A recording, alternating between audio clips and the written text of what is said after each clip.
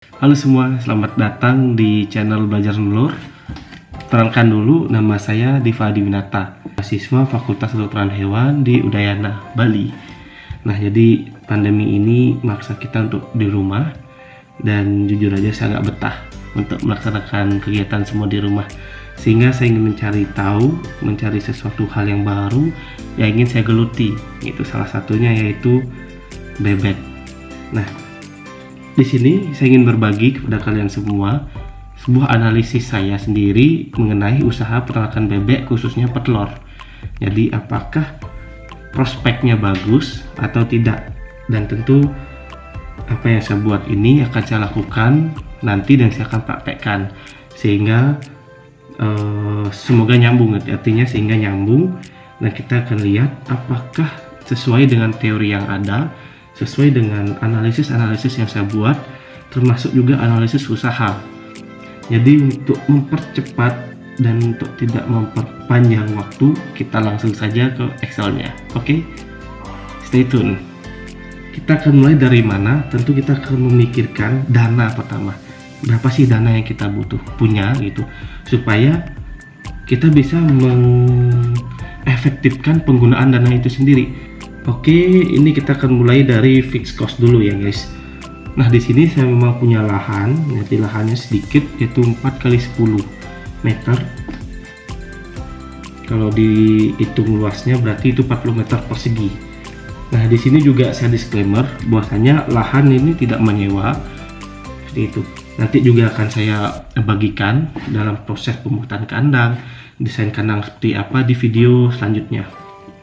Oke, nah jadi singkat cerita ini tiang beton, bataku, pasir, semen, kayu, bambu, spandek dan semua ini memang sudah sesuai dengan kenyataannya karena saya sudah survei di beberapa toko bangunan yang ada di wilayah Bali. Nah, untuk pekerja itu saya sudah konsultasi dengan tukang yang saya kenal.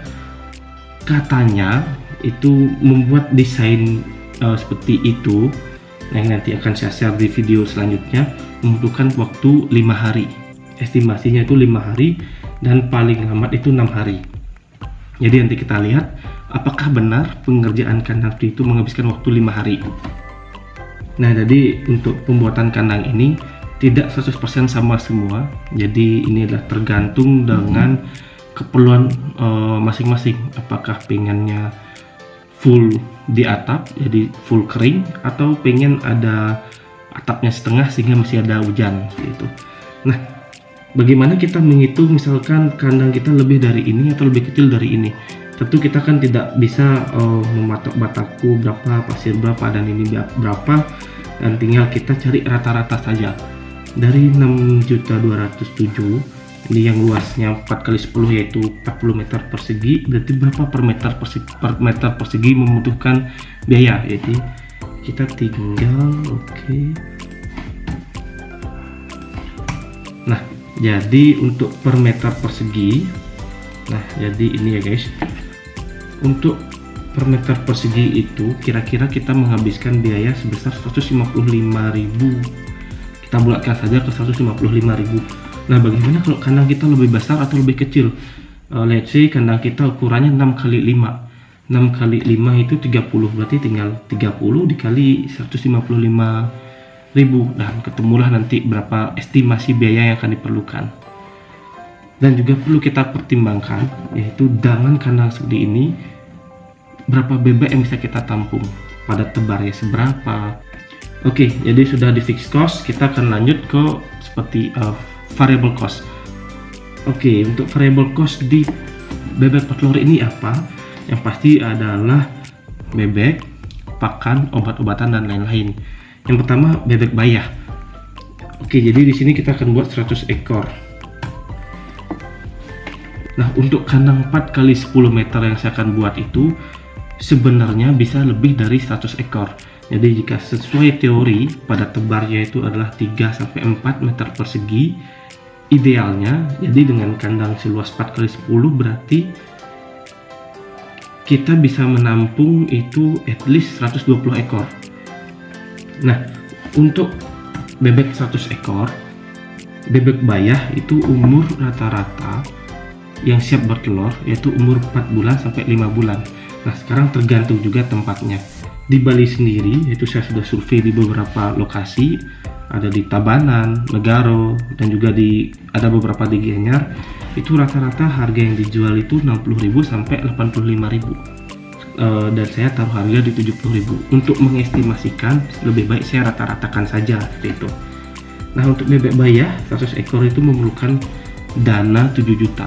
Minimal kita sudah punya dana 7 juta untuk mengamankan bebek 100 ekor ini.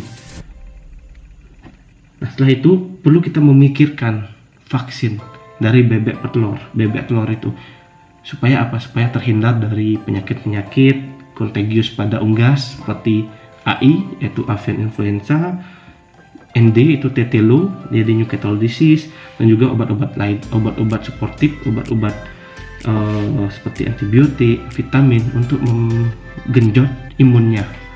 Untuk pakan, jadi ini adalah pakan formulasi, ini bukanlah pakan yang langsung dari pabrik, melainkan kita mix.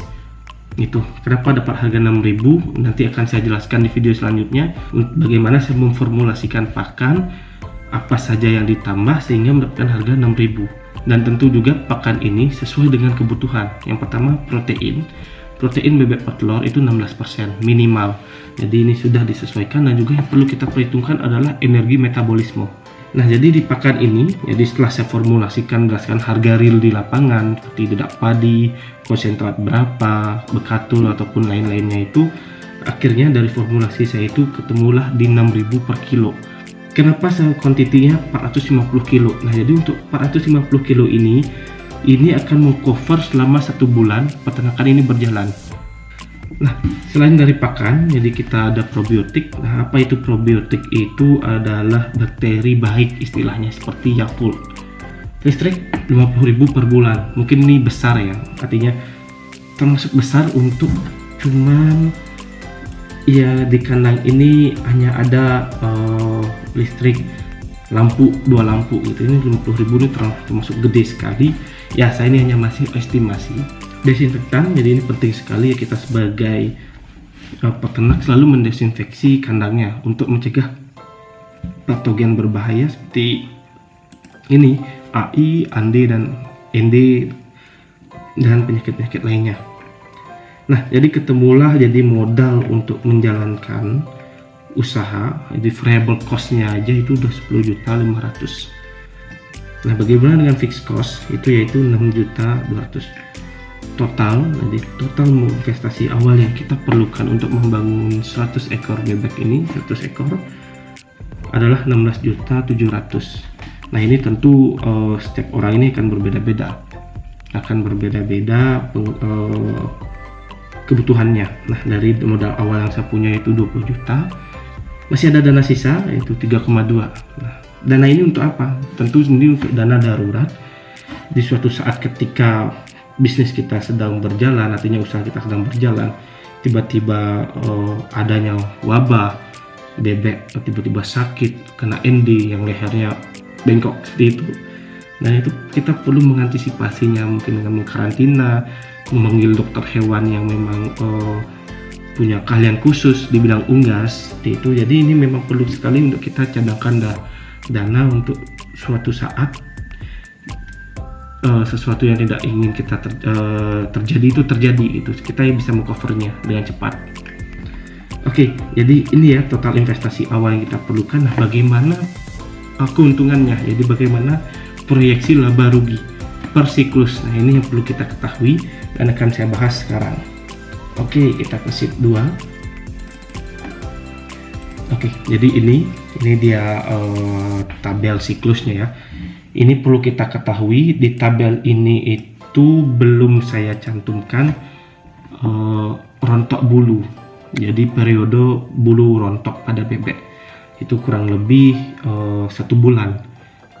Jadi ini saya langsung saja tanpa memasukkan periode rontok bulu gitu, untuk mempermudah memahami untuk mempermudah memahami, karena inilah pertama kali. Mungkin nanti kalau sudah berjalan saya akan banyak sharing lagi ternyata apa saja hambatan-hambatan yang saya dapatkan.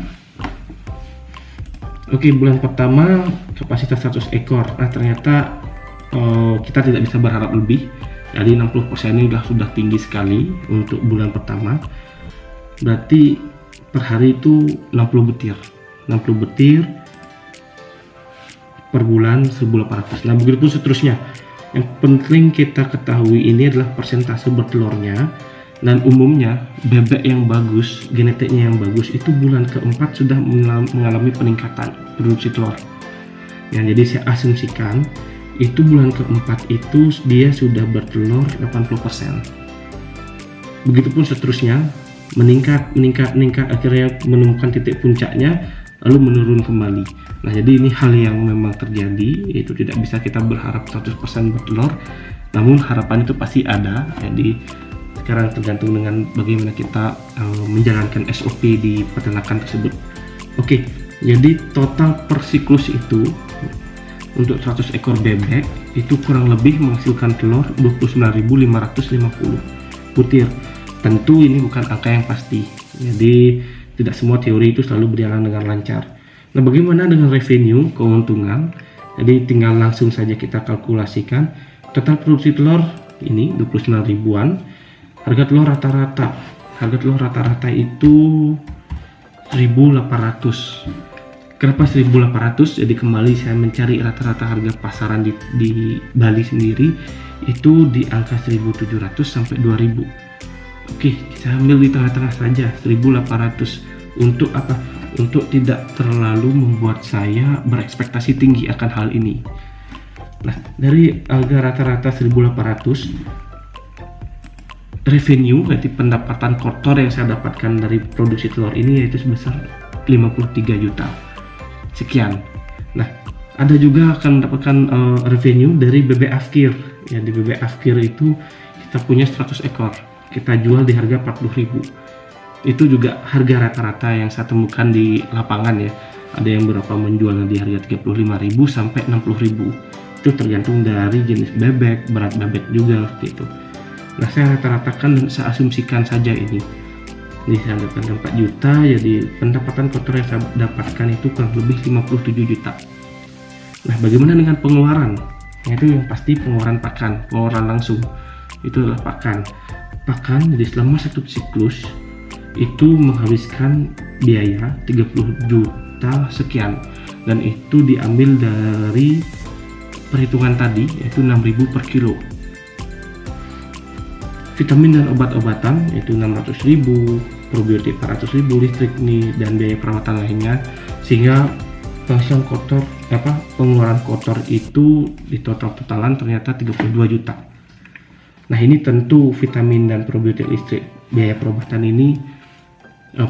ini tidak sama setiap peternakan, pasti ada yang berbeda. Nah sehingga gross profit, jadi keuntungan awal yang kita dapatkan itu adalah 25 juta per siklus. Jadi sekali lagi ini bukanlah acuan yang aktual, jadi perlu kita lakukan dulu untuk mengetahui secara fakta apakah benar seperti ini gitu. Nah jadi ini yang saya akan lakukan sekarang. Di video selanjutnya saya akan share saya akan berbagi lebih banyak lagi proses awal saya membuat kandang, menjalankan peternakan ini, apa saja yang saya temui